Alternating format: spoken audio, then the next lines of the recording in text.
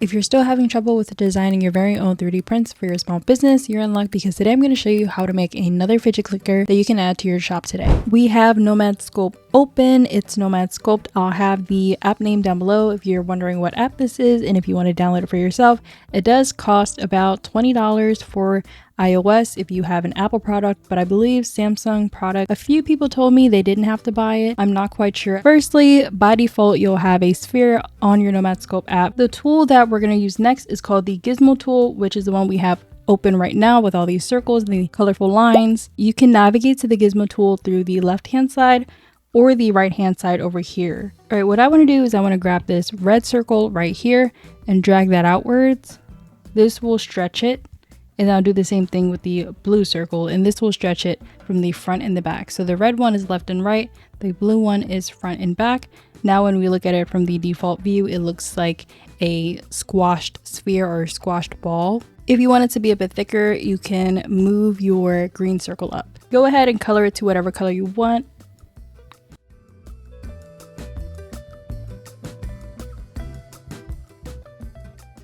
I went ahead and gave it this chocolate color. I'm going to adjust the roughness because I do want it to be a bit more matte. There we go. You should have something like this. It doesn't have to be perfect. Keep on adjusting it until you like the way it looks. We are splitting this in half. So the top part will be the top of the clicker and the bottom will be where the fidget clicker insert sits in. But for now, we just want this shape. And then go back to the menu where you add all of your shapes, these 3 squares right here. Click add. For the icing, I will use the torus shape, which is basically like a ring or a donut, and make it big enough so that I can see it go around the entire sphere. Another note, if you want to make the torus ring larger, just grab the yellow circle and move it outwards. If you want to make the actual ring thicker or skinnier, you use the green one in the middle. Dragging it up will make it thicker, dragging it down will make it thinner. Play around with those until you get the look that you like.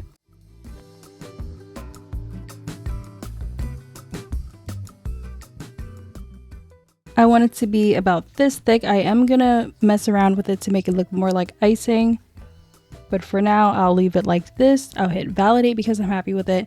The only thing I don't like about the way this looks is it's too much. It kind of looks like a football. I want to squash the top and the bottom down. To do that, I'll use the move tool and then I'll turn my symmetry on, which you can do on the upper left hand corner here for the Y plane. Now everything that I do to the top of my object will be mirrored on the bottom.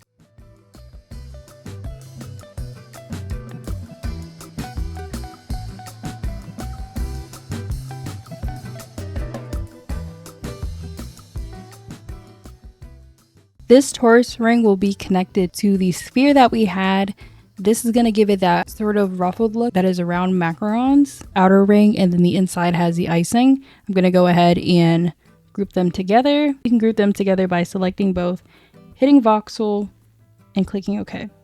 You can do it that way, or you can do it using this boolean right here and voxel merge, but make sure your resolution is at least 300. Anything lower than that could come out low quality. Also keep in mind for your vertice count or your triangle count, you want it to be 100,000 or less.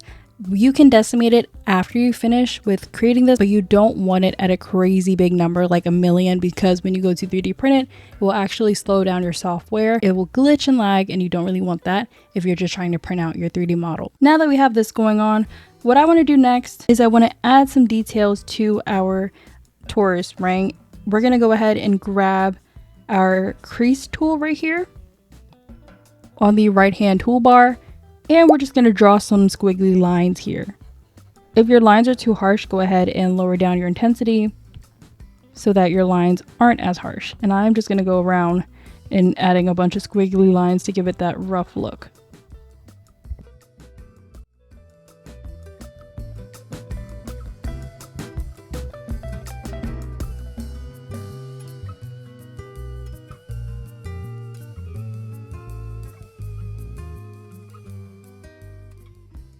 This is how it looks after I add all my squiggly lines. Another option, if you don't want to do it this way is you can use the stamp tool and upload your own textures if you do have your own. Just keep in mind, if you're trying to use someone else's picture for a texture or someone else's file and you're looking to sell your 3D prints, make sure that you have the commercial usage rights, because oftentimes it's a Creative Commons license and you're not allowed to profit off of that. Just a quick side note for all of my small business owners out there, that's why I always recommend trying to make your own stamps in your own tools, or using tools that are provided to you and you can use commercially to keep your small business safe, because I'm always trying to look out for you guys. There we have the top of our macaron, the bottom, and we have our little cookie outer crust. I don't know what this is called. From here, let's go ahead and split this in half using the split tool. I use the line one. If you want a perfectly straight line, make sure you have your snap set to 90 degrees and not 0. By default, I believe it's at 0. You just hold your number down and slide it, or click on it and then type it in manually. This will make it really easy for you to make any sort of straight line cuts. It's the same thing for trim as well. If you're trying to trim a straight line, you can do it using this and turning on your snap. I start from the middle, hold my Apple Pencil down, and then I start rotating.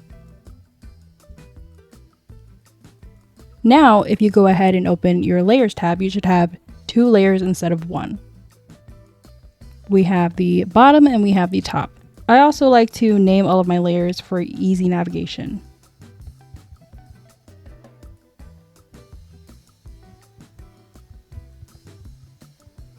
From here, grab your gizmo tool. Again, you can find it at the left or the right side of your toolbar. It's this colorful circle tool, and we want to move the top or the bottom part up or down. This is the part where we will add the icing. Move this up. We have a perfectly sliced macaron cookie. The bottom is white. I wouldn't care too much about it right now, but you can go ahead and paint all if you want. To add our icing, we'll go ahead and go to add. You can use Taurus ring if you'd like and adjust it the same exact way.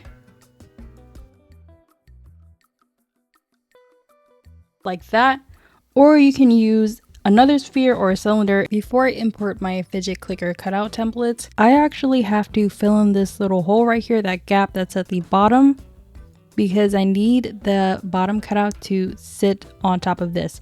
If I have it like this and I have it sitting right here, what will happen is this top part won't be able to click down. It'll get stuck here. A solution to this is just to cut a hole within the top that is larger than this ring, but I'm just going to fill it in. If you're using a Taurus ring, you can do it this way.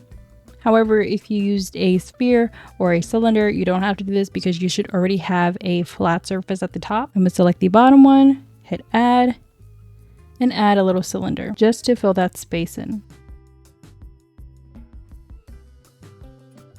That should be good enough. I'll go ahead and rotate this, validate, and then voxel mesh them together. From this point, the last step that we have is to add our Fidget clicker inserts. You can either find free Fidget clicker cutouts online, but keep in mind, if you're looking to sell your 3D prints or your 3D models, some Fidget clicker cutout files don't allow commercial use, and it's only for common creative license, which means you can't profit off of it, or you have to pay for the licensing. However, I made my own, which I do have available in my precision cut file bundle for different kinds of products, such as the Fidget clickers. I'll have that link down below if you're interested, but that is what I'm using today for mine. You import the cutout file by going to this tab right here on the left hand toolbar, scrolling down to the import section and hitting import. From there, it'll open up all of your downloads that you have on your tablet. I download all of my cut files onto my tablet so that it's easier for me to import it into Nomad Sculpt. This window will pop up.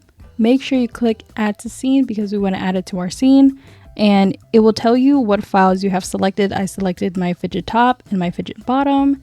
That's the name of the files. If you grab the bundle, those are the files that you should be uploading into Nomad Sculpt. If they look like this, don't worry. The solution to that is go to the materials tab right here. It looks like a circle with dots on it. Navigate to smooth shading and turn it off. It should fix it immediately. This part is optional, but I paint the cutouts different colors. It just makes it easier for me to navigate them. I pick any bright color, so it could be a bright pink, a bright yellow, a bright green, bright red, anything that makes it easier for me to see the actual cutout. You'll notice that our model is super tiny. It's either invisible on your screen or it's super tiny. I see mine right here. That's because when you design a Nomad Sculpt, by default, it's super tiny. Even if you go to export your model into your slicer, it'll tell you that it's super tiny and they'll enlarge it for you or scale it up for you. We're going to do that within here because again, we want to do everything within the app. We'll head back to our layers tab and select our cylinder in our top, which is basically just our model. Make sure they're both selected. And do you see this yellow circle on the outside? You want to select that, hold it down, and drag it outwards. This will scale it up. And scale it up just enough to where it looks like it's a good size for both of these cutouts to be housed in. And we want these to be centered, so we want them to be directly centered on top of each other. That way, when we actually do print it and we insert our fidget clicker and we try to assemble our pieces, they're not crooked or misaligned. Select one of them, hit this button right here at the top right, and just select move origin. That should automatically center it for you. Do the same thing for the other one, and we're good. All that's left to do is align our fidget clicker cutouts, cut them out our model, and we're ready to print. To do this, the easiest way to line them up is to use the X-ray tool. Hold down the X-ray tool to adjust your settings. You can either make your selected model X-ray or the unselected portion. For now, I'm just gonna select the selected one. So I'll select the bottom. When you work on this, ensure a little bit of the fidget clicker cutouts are showing on the surface. You see how it's white and I move it down a little bit and that little pink part pops up. That's what you want. The reasoning for this is if you have it all the way down here and it's enclosed by the model, you don't have anywhere to actually insert your clicker in. It'll be a solid surface and the inside will have a hole in it. That's the reasoning we want this to stick out of the surface a little bit. We'll do the same thing for the top part.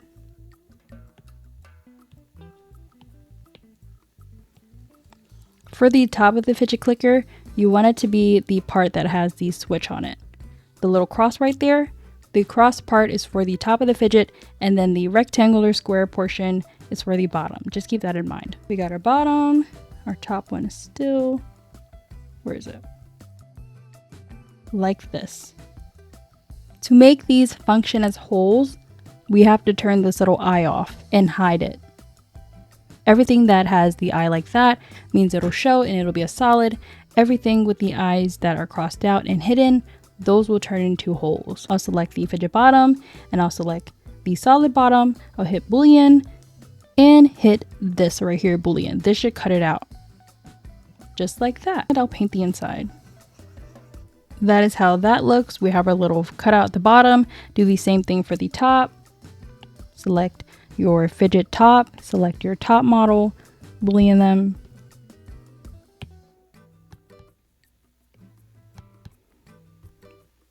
And now you have your cutout right there.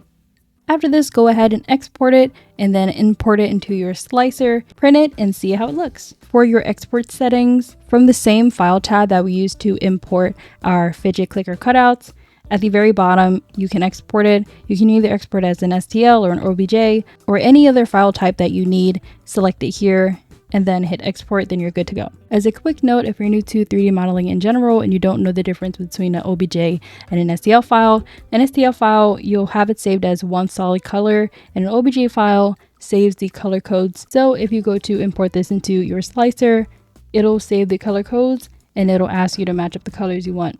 That is all I have for you today. Don't forget to hit that subscribe button for some more beginner-friendly tutorials. You have full courses available if you're a small business owner looking to make your very own 3D printed products. I'll leave everything linked down below, and I cannot wait to see you in my next video.